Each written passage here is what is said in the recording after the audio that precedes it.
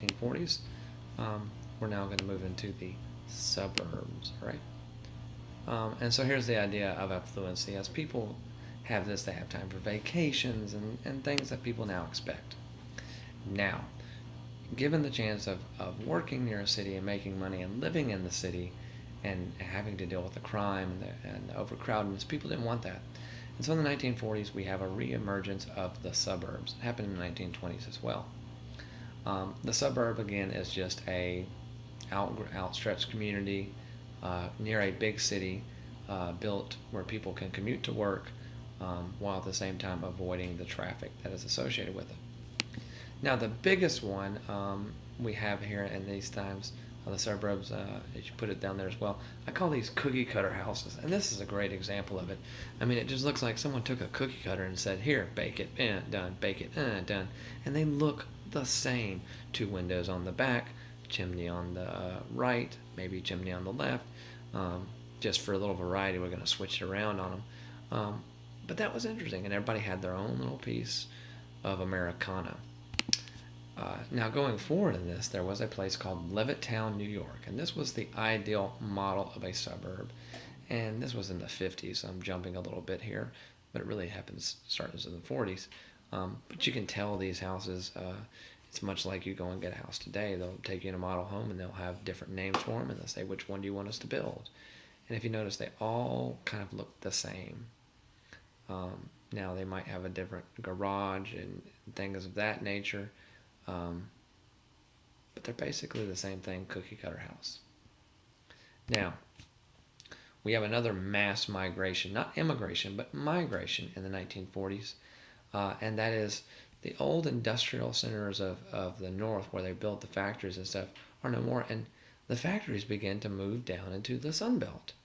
And the Sun Belt is an area of the country that extends from Florida all the way to California. And so many factories begin building here. And in fact, this is why Mississippi starts getting really, really big with places like Toyota and things of that nature. And so why are they able to come to the Sun Belt if it's so hot? In the 1940s, late 40s, 50s, we developed the air conditioner. And thank goodness we did, right? As you're sitting in your nice comfy home, probably listening to this with the air or heat going. And so the air conditioner allows people to come to the Sun Belt to live comfortably, and they do. We're crowded up in these cities here, and so we start moving here and filling up these spaces easier. Now, the place they came from, they call it the Rust Belt.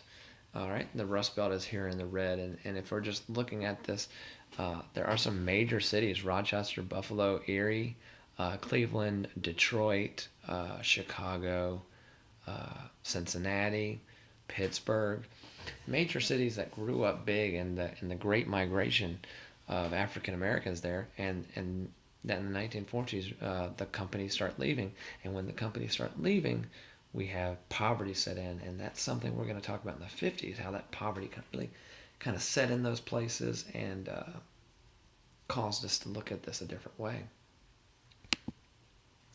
Now, the last thing, or the next thing we're moving here, this is kind of an extension. The next thing we're going to do is we're really, really afraid of communists because communists at their whole want to strike down capitalism. And so the real communist thing we have in this country at that time are unions. So kind of taking a page, there was an act passed in the 1940s called the Smith Act. And the Smith Act basically says it's a federal law to advocate violent overthrow of the government, all right? And that's talking about communism, okay? With that in mind, the Smith Act couples together with this next one, and they target unions. And so this is called the Taft-Hartley Act. Mr. Taft and Mr. Hartley, as you can tell here, he's putting money in the pocket, and he is taking, as you can see here, a union contract. So what the Taft-Hartley Act did is it restricted unions, restricted their activities because they were afraid of a communist, and they piggybacked on the Smith Act. Here is one that's talking about the Taft-Hartley Act being kind of a slave labor law and the Labor Party taking it out. And so anytime we have this communism, as we did prior in the previous Red Scare of 1919, unions are kind of first thing we target. Now, the one in the 40s gets a whole lot of steam in the 50s with a man named Joseph McCarthy that we'll talk about tomorrow. All right. Now, we come on to this. The 1940s is the age of conformity. Everyone's house looked the same. Everyone's car was basically the same. You went to work, you dressed the same, etc. And so that was the whole idea of conformity. To show you what I'm talking about, we're going to look at this little thing here, okay? I Love Lucy was a typical TV show in the 1940s. We have a band leader, more or less, and he has his wife. The wife stays at home. He has a best friend. The best friend's wife stays at home. When these two women go out of the home, bad things happen to them.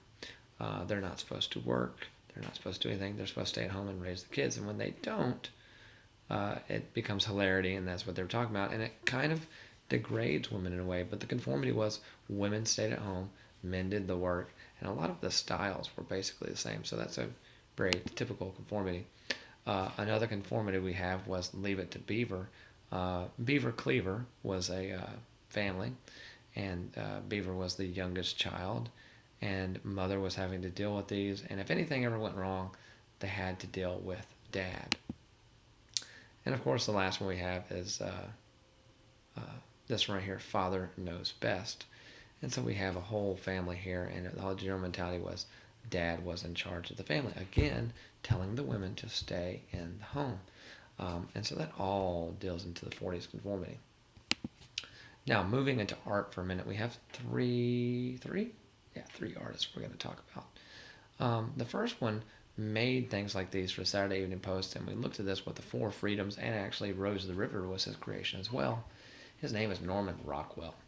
Norman Rockwell made paintings for the Saturday Evening Post, and they were to represent Americana.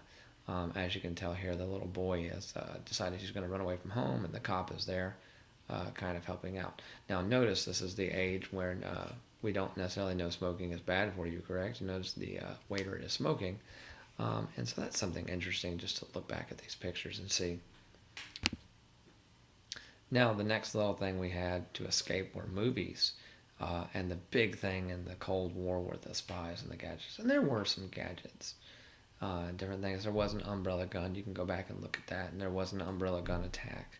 And so that's pretty interesting. So James Bond becomes a really big person. Also, as we saw with Mad Dr. Strangelove, and that whole idea of being a spy is really cool. Now, this is also called art. This is Jackson Pollock. Now, Jackson Pollock did stuff called abstract art and splatter art, and this looks like a 5-year-old made this, I know, but to some people they see beauty in this, and abstract art really comes into its own. And the last really big artist we have is Andy Warhol. Andy Warhol really focused on contrast of colors and different things. Here is a Coca-Cola bottle. He's done with Campbell's Soup. He's done with Marilyn Monroe, and it's taking the same shape. They're switching the colors around and changing the variety.